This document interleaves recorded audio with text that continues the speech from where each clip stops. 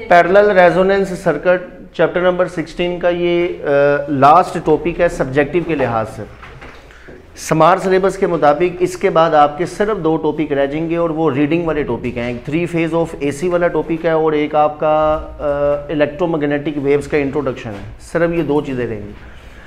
देखिए पैरेलल का सर्किट एक है, हमने इससे पहले सीरीज़ वाले 2-3 टॉपिक पढ़े हैं। हमने आरसी सीरीज सर्किट पढ़ा है, आरएल सीरीज सर्किट पढ़ा है, फिर आरएलसी, इन तीनों को हमने सीरीज़ में लगा के पढ़ा है। पैरेलल का सिर्फ हमारी सिलेबस में फिजिक्स में एक ही टॉपिक है, पैरेलल रेजोनेंस सर्किट।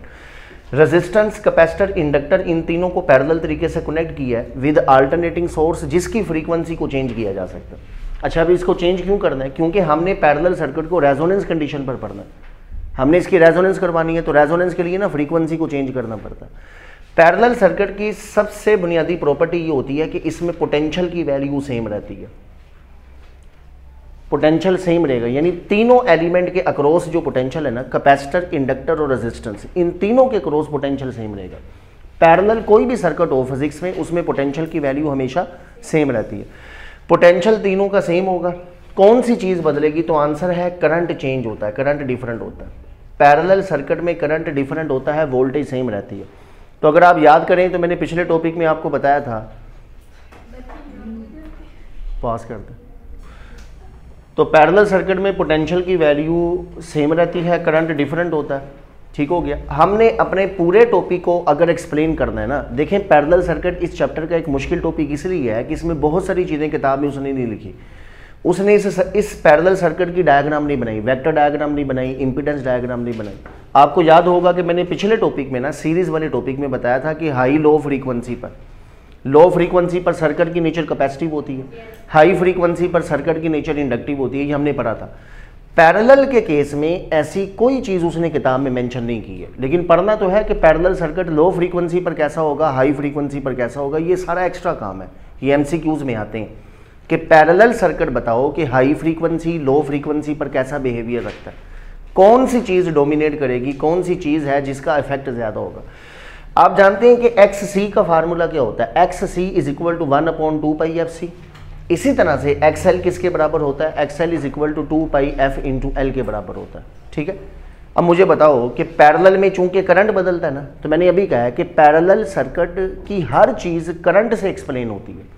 जो चीज़ बदलती है ना, उसी से चीज़ों को एक्सप्लेन किया जाता है। तो इसमें करंट बदलता है। अब मुझे बताओ कि ये एक्स सी कैपेसिटर की रेजिस्टेंस है, तो अगर मैं कैपेसिटर का करंट लिखूं आई सी, तो वो इनवर्सली प्रोपोर्शनल होगा किसके? एक्स सी के। देखो ना, किसी भी चीज़ का जो करंट होता है वो अपनी ऑपोजिशन के इनवर्सली प्रोपोर्शनल होता है। इसी तरह से बच्चों, अगर मैं यहाँ पर आई एल लिखूँ तो आई एल इनवर्सली प्रोपोर्शनल होगा एक्स एल के। ठीक हो गया।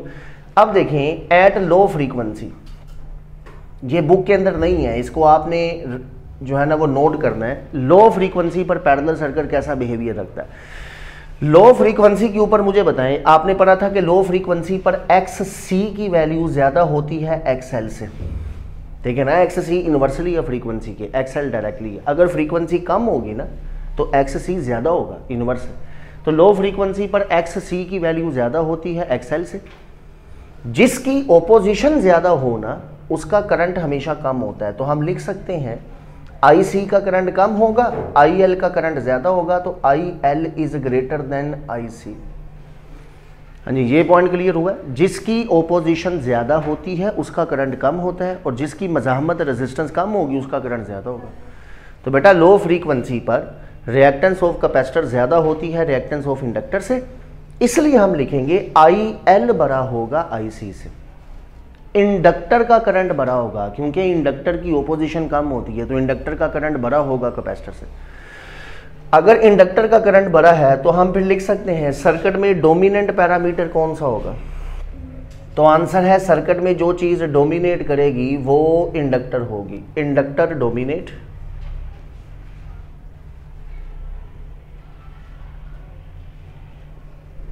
और ये जो सर्किट है जब इंडक्टर डोमिनेट करेगा तो ये सर्किट आर एल के तौर पर बिहेव करेगा। बिहेवियर इसका कौन सा हो जाएगा? R L. Circuit behaviour is R L.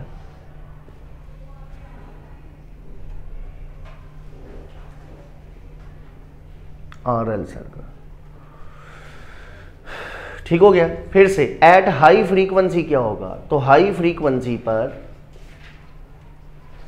हाँ जी, हाई फ्रीक्वेंसी पर बेटा एक्सएल डायरेक्टली प्रोपोर्शनल होता है फ्रीक्वेंसी के, तो हाई फ्रीक्वेंसी पर क्या होगा, हाई फ्रीक्वेंसी पर एक्सएल ज्यादा होगा एक्ससी से, reactance of inductor greater than the reactance of capacitor. सही हो गया, एक्सएल इज ग्रेटर देन एक्ससी। अगर एक्सएल एक्ससी से ज्यादा है तो देखिए किसकी मजाहमत कम है, किसकी ओपोजिशन कम है, आंसर है एक्ससी की ओपोजिशन कम है ना, ये एक्ससी कम है। और एक्ससी एक्सएल होता क्या है बेटा, रेजिस्टेंस होती है। इंडक्टर और कैपेसिटर के केस में जो ओपोजिशन है उसी का नाम होता है। तो एक्ससी हाई फ्रीक्वेंसी पर एक्सएल बड़ा होता है, एक्ससी कम होता है। जिसकी ओपोजिशन कम होगी उसका करंट ज्यादा होगा, I C is greater than I L. हाँ जी, सर्किट में कौन डोमिनेट करेगा, कैपेसिटर डोमिनेट करेगा। और सर्किट किसके तौर पर बिहेव करेगा, circuit behave as RC circuit.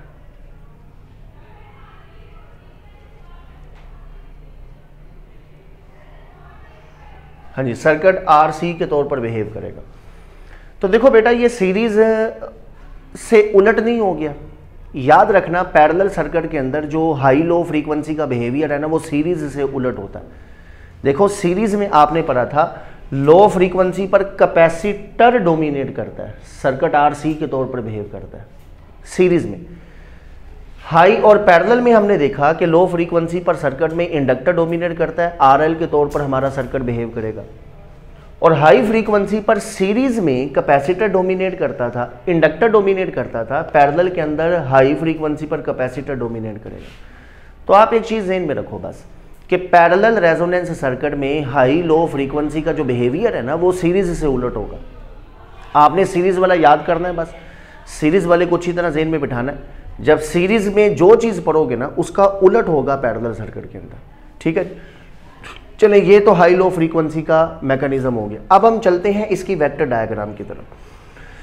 तो देखो बेटा वेक्टर डायग्राम ये भी चीज़ उसने किताब में नहीं बनाई है, लेकिन जितनी डायग्राम्स अभी तक हम बना चुके हैं तो एक तो डायग्राम हमें होमवर्क के तौर पर मिलनी चाहिए थी, वो उसने दे दी है। तो पैरेलल रेजोनेंस सर्किट की जो वेक्टर डायग्राम है ना वो यूँ समझो उसने होमवर्क के तौर पर दी है आपको, ठीक है। हाँ जी, अब देखें पैरेलल में डायग्राम कैसे बनेगी। पैरेलल सर्किट में वोल्टेज की वैल्यू सेम होती है, वोल्टेज सेम है, ये नहीं बदलेगा। रेजिस्टेंस कैपेसिटर इंडक्टर तीनों की वोल्टेज बिल्कुल सेम है। जब तीनों की वोल्टेज बिल्कुल सेम है तो मैं एक ऐसा वेक्टर ड्रा करता हूं जो पूरे सर्किट की वोल्टेज को रिप्रेजेंट करता है। देखो मैंने इसके साथ आर नहीं लिखा, सी नहीं लिखा, एल नहीं लिखा, सिर्फ वी लिखा है। ऐसा काम हम सीरीज वाले में करंट के लिए किया करते थे, याद करो जरा। हम एक वेक्टर ड्रा करते थे जो पूरे सर्किट के करंट को शो करता था क्योंकि उसमें करंट सेम होता था। अब पैरेलल सर्किट में वोल्टेज सेम होती है तो मैंने एक वेक्टर ड्रा किया है रेफरेंस के तौर पर जो पूरे सर्किट के वोल्टेज को रिप्रेजेंट करेगा। अब इसको छोड़ दें, वोल्टेज को भूल जाएं। कौन सी चीज बदलती है पैरेलल में, करंट बदलता है। सारी डायग्राम करंट के हिसाब से बनेगी, सबका बारी बारी करंट चेक करना शुरू करें। पहला एलिमेंट कौन सा, रेजिस्टेंस। अच्छा मैं आपको यहां पर ये बताता चलूं कि रेजिस्टेंस जो होती है ना ये अक्सर उसने डायग्राम में शो नहीं की है। अगर आप देखेंगे हम रेजिस्टेंस को ना, ये जो रेजिस्टेंस है इस रेजिस्टेंस को इंडक्टर का हिस्सा समझते हैं। हम समझते हैं रेजिस्टेंस इंडक्टर के साथ लगी होती है अंडर, क्योंकि इंडक्टर एक कापर की कॉइल है ना, कापर की रेजिस्टेंस होती है। तो रेजिस्टेंस जो है वो इंडक्टर का हिस्सा है, इसलिए अक्सर वो शो नहीं करते हैं। लेकिन अगर आप अलहदा से कर भी देंगे तो कोई प्रॉब्लम नहीं है, ठीक है। आर सी एल तीनों चीज़ें अलहदा अलहदा शो कर देते हैं, पता तो चले तीन चीज़ें लगी हुई हैं। हाँ जी, पहली चीज कौन सी है, रेजिस्टेंस। रेजिस्टेंस के केस में करंट किधर होता है, तो रेजिस्टेंस में करंट उधर होता है जिधर वोल्टेज होती है, इन फेज। रेजिस्टेंस का करंट वोल्टेज के इन फेज होता है। दूसरे नंबर पर कैपेसिटर है। कैपेसिटर में करंट कहाँ होता है, तो आंसर है कैपेसिटर में, सी से कैपेसिटर, सी से करंट। कैपेसिटर में करंट लीड करता है तो ये करंट लीड करेगा ऊपर की तरफ, leading current I C. Inductor में करंट लैग करता है क्योंकि इंडक्टर में लीड वोल्टेज करती है, करंट क्या करता है, लैग। हम पैरेलल सर्किट पढ़ रहे हैं तो पैरेलल को करंट के हिसाब से एक्सप्लेन करते हैं। तो इंडक्टर में करंट लैग करता है, ये ऐसे, दिस इज आई एल, ठीक हो गया। तो आई सी और ऊपर की तरफ, आई एल नीचे की तरफ, और रेजिस्टेंस का जो करंट है वो वोल्टेज के इन फेज होता है। यहां तक क्लियर है। अच्छा अब इसके बाद हमने पढ़नी है इंपीडेंस डायग्राम। अगर मैं इसकी इंपीडेंस डायग्राम बनाऊं, हाँ जी, इंपीडेंस डायग्राम, तो इम्पीडेंस डायग्राम आप जानते हैं सेम ऐसी डायग्राम होती है, सिर्फ उसमें करंट वोल्टेज नहीं होते बल्कि ओपोजिशंस होती हैं, मज़ाहमत। इम्पीडेंस का मतलब ही ओपोजिशन होता है। ऐसी डायग्राम बनाओ जिसकी शक्लो सूरत बिल्कुल वेक्टर डायग्राम जैसी हो, लेकिन उसमें करंट वोल्टेज की बजाय क्या शो किया हो, ओपोजिशंस को शो किया हो। तो यहाँ पर आप देखें ये वेक्टर किसको रिप्रेजेंट कर रहा है, रेजिस्टेंस को। रेजिस्टेंस के केस में ओपोजिशन रेजिस्टेंस होती है। ऊपर वाला वेक्टर कैपेसिटर को रिप्रेजेंट कर रहा है, कैपेसिटर के केस में ओपोजिशन एक्स सी होती है, रिएक्टेंस ऑफ कैपेसिटर। नीचे वाला वेक्टर रिप्रेजेंट कर रहा है इंडक्टर को, इंडक्टर के केस में ओपोजिशन एक्स एल होती है। This diagram is known as impedance diagram. ठीक है, इस डायग्राम को हम क्या नाम देते हैं, इम्पीडेंस डायग्राम का। ये रेजिस्टेंस है, ये वेक्टर रेजिस्टेंस को शो कर रहा है, ऊपर वाला कैपेसिटर को कर रहा है, नीचे वाला इंडक्टर को कर रहा है। तो आर आ गया, एक्स सी आ गया, एक्स एल आ गया। ये दो चीजें भी बुक में नहीं थी, इसको भी आपने बनाना। अच्छा, अब उसके बाद हमने पढ़ना है रेजोनेंस फ्रीक्वेंसी। देखो रेजोनेंस फ्रीक्वेंसी किसको कहते हैं। रेजोनेंस फ्रीक्वेंसी क्या होती है, तो रेजोनेंस फ्रीक्वेंसी होती है, हमने पैरेलल सर्किट को हाई और लो फ्रीक्वेंसी पर पढ़ लिया। हमने पैरेलल सर्किट को हाई फ्रीक्वेंसी पर, लो फ्रीक्वेंसी पर पढ़ा है ना। लो फ्रीक्वेंसी पर इंडक्टर डोमिनेट करता है, हाई फ्रीक्वेंसी पर कैपेसिटर करता है। ठीक है, अब एक फ्रीक्वेंसी ऐसी भी तो होती है जिसमें ना कैपेसिटर होता है ना इंडक्टर होता है, दोनों बराबर हो जाते हैं। उस फ्रीक्वेंसी को हम कहते हैं रेजोनेंस फ्रीक्वेंसी। फिर से देखो बेटा, कोई एक फ्रीक्वेंसी कंसीडर करो जरा, कोई एक। जैसे मिसाल के तौर पर अगर मैं हाई फ्रीक्वेंसी को कंसीडर करता हूं, हाई फ्रीक्वेंसी पर पैरेलल सर्किट में कौन डोमिनेट कर रहा है, कैपेसिटर, यानी आईसी ज्यादा है ना। हाई फ्रीक्वेंसी पर, हाई फ्रीक्वेंसी के ऊपर एक्स एल ज्यादा होता है एक्स सी से, आई सी ज्यादा होता है आई एल से, यानी एक्स एल की कीमत ये है, एक्स सी की कीमत ये है, यूं समझ लें। हाई फ्रीक्वेंसी पर एक्स एल ज्यादा, एक्स सी कम है। अगर आप अपने सर्किट की फ्रीक्वेंसी को हाई से कम करना शुरू करो, जैसे जैसे कम करोगे एक्स एल कम हो जाएगा, एक्स सी बढ़ेगा, एक्स एल कम होगा, एक्स सी बढ़ेगा, ये कम होगा, ये बढ़ेगा। एक ऐसी फ्रीक्वेंसी आएगी जिस पर दोनों रिएक्टेंस बराबर हो जाएंगे। और ठीक है ना, अगर हाई फ्रीक्वेंसी से आप अपना सर्किट चलाते हो तो हाई फ्रीक्वेंसी पर एक्स एल ज्यादा होता है, एक्स सी कम होता है। आपने अपनी सर्किट की फ्रीक्वेंसी हाई से कम करनी है, तो जब कम करोगे एक्स एल कम होगा, एक्स सी बढ़ेगा, एक्स एल कम होगा, एक्स सी बढ़ेगा। एक ऐसी फ्रीक्वेंसी आएगी जिस पर दोनों बराबर हो जाएंगे। वो फ्रीक्वेंसी जिस पर एक्स एल एक्स सी बराबर होते हैं, इस फ्रीक्वेंसी को हम कहते हैं रेजोनेंस फ्रीक्वेंसी। वो फ्रीक्वेंसी जिस पर एक्स एल और एक्स सी बराबर होते हैं उसको हम कहते हैं रेजोनेंस फ्रीक्वेंसी। ठीक है बेटा, ये हमने पिछले लेक्चर में भी इसकी डेफिनेशन पढ़ी थी।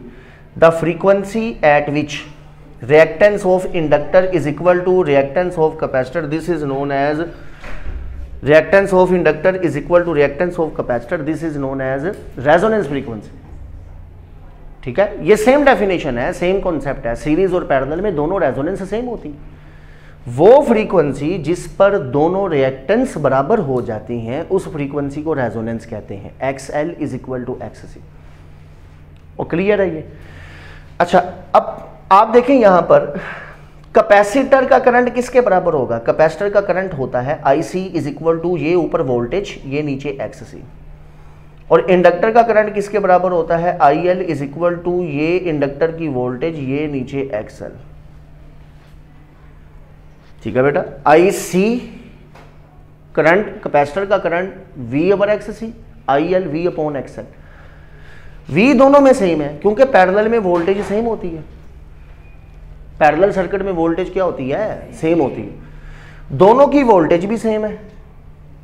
रेजोनेंस फ्रीक्वेंसी पर एक्स सी एक्स एल भी सेम होते हैं। तो फिर हम लिख सकते हैं रेजोनेंस फ्रीक्वेंसी पर एक और चीज बराबर होगी पैरेलल में, और वो चीज होगी I C is equal to I L.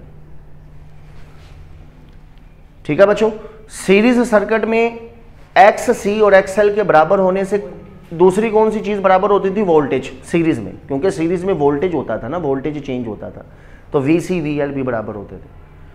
Parallel circuit की हर चीज एक्सप्लेन होगी किससे, करंट से। पैरेलल सर्किट करंट से एक्सप्लेन होता है। इसका हमने करंट इसमें बताना होता है, वोल्टेज तो इसमें बदलती नहीं है, वो तो बिल्कुल सेम रहती है। तो रेजोनेंस फ्रीक्वेंसी पर एक्स एल एक्स सी बराबर होते हैं रेजोनेंस फ्रीक्वेंसी पर एक्सएल एक्ससी बराबर होते हैं, जिसकी वजह से आईसी और आईएल दोनों बराबर होते हैं। हाँ जी, एक्सएल किसके बराबर है? एक्सएल का फार्मूला होता है 2πfl और एक्ससी का फार्मूला होता है 1/2πfc। इसके साथ हम छोटा सा आर लिख देते हैं, because this is resonance. Resonance पर दोनों बराबर हो गए। यहां से रेजोनेंस फ्रीक्वेंसी का फार्मूला निकालो तो resonance frequency is equal to F ऊपर गया, एफ से मल्टीप्लाई हुआ, एफ स्क्वायर हो गया 1/2π, 2π से मल्टीप्लाई होगा 4π स्क्वायर, ये एल सी से मल्टीप्लाई हुआ एल इंटू सी। हाँ जी, taking square root both side, दोनों तरफ स्क्वायर रूट ले लें तो ये आपके पास क्या बनेगा? हाँ जी, दोनों तरफ स्क्वायर रूट लें तो resonance frequency is equal to square जदर कैंसल, 1 का स्क्वायर रूट 1 नहीं होगा, 4π स्क्वायर का स्क्वायर रूट लेंगे 2π होगा, तो ये under root L into C. ठीक हो गया। तो resonance frequency is equal to 1/2π under root L C. ये सेम फार्मूला है जो बच्चों हमने पढ़ा है सीरीज रेजोनेंस सर्किट में भी, रेजोनेंस फ्रीक्वेंसी का यही फार्मूला है और इसमें भी यही है। ठीक है। अच्छा, अब इसके बाद अगर हम पढ़ें कि रेजोनेंस पर हमारा पैरेलल सर्किट कौन सा बिहेवियर रखेगा एट रेजोनेंस, यानी रेजोनेंस पर अगर हम पढ़ें कि पैरेलल सर्किट का बिहेवियर कौन सा होगा, तो वो देखें जरा किस तरह से है। हमने हाई फ्रीक्वेंसी पर भी पढ़ लिया, लो फ्रीक्वेंसी पर भी पढ़ लिया। लो फ्रीक्वेंसी पर पैरेलल में इंडक्टर डोमिनेट करता है, हाई फ्रीक्वेंसी पर कैपेसिटर करता है। ठीक है। रेजोनेंस फ्रीक्वेंसी पर आ जाए बेटा। रेजोनेंस फ्रीक्वेंसी पर एट रेजोनेंस आईसी आईएल बराबर होते हैं। देखो, दो चीजें बराबर होती हैं ना पैरेलल में, आईसी आईएल और एक्ससी एक्सएल, ये दो चीजें बराबर हैं। ये देखें, ये ऊपर आईसी है, नीचे आईएल है, दोनों बराबर हैं, कैंसिल आउट हो जाएंगे। आंसर में सिर्फ और सिर्फ क्या चीज बचेगी? तो आईआर रेजिस्टेंस बचेगी। इधर आ जाओ, रेजोनेंस पर एक्ससी एक्सएल बराबर होते हैं, ये एक्ससी एक्सएल कैंसिल हो जाएंगे, सिर्फ क्या बचेगा? आंसर है रेजिस्टेंस। तो एक चीज कंफर्म है कि पैरेलल सर्किट रेजोनेंस पर रेजिस्टिव नेचर रखता है। ठीक हो गया। हाई लो फ्रीक्वेंसी पर कैपेसिटिव इंडक्टिव नेचर होती है। रेजोनेंस फ्रीक्वेंसी पर सर्किट का बिहेवियर कौन सा होता है? रेजिस्टिव। सर्किट का बिहेवियर रेजिस्टिव होता है। ये दोनों करंट, दोनों ब्रांच करंट आईसी आईएल ये कैंसिल आउट हो जाते हैं, रिजल्ट सिर्फ आईआर बचता है। यहां पर एक्ससी एक्सएल रेजोनेंस पर कैंसिल हो जाते हैं, ऑपोजिट है ना, इक्वल भी है ऑपोजिट भी है, कैंसिल हो जाते हैं, पीछे सिर्फ रेजिस्टेंस बचती है। तो पैरेलल सर्किट और सीरीज सर्किट दोनों की एक कॉमन प्रॉपर्टी ये है कि दोनों सर्किट रेजोनेंस पर रेजिस्टिव नेचर रखते हैं। ठीक है, दोनों का बिहेवियर रेजोनेंस पर रेजिस्टिव होता है, वैसे नहीं, वैसे तो हाई लो फ्रीक्वेंसी पर मुख्तलिफ होता है, सिर्फ रेजोनेंस फ्रीक्वेंसी पर इनका बिहेवियर रेजिस्टिव होता है। रेजिस्टिव यानी सिर्फ रेजिस्टेंस बचती है, कैपेसिटर इंडक्टर कैंसिल हो जाते हैं। ठीक है, चले इनकी जो प्रॉपर्टीज है ना पैरेलल रेजोनेंस सर्किट की, वो हम नेक्स्ट लेक्चर में पढ़ेंगे। तो आज यहाँ पर इसको हम ख़त्म करते हैं, ये पैरेलल रेजोनेंस सर्किट। कल हम इसकी कुछ प्रॉपर्टीज़ पढ़ेंगे जो रहती हैं और फिर इसको ख़त्म करेंगे।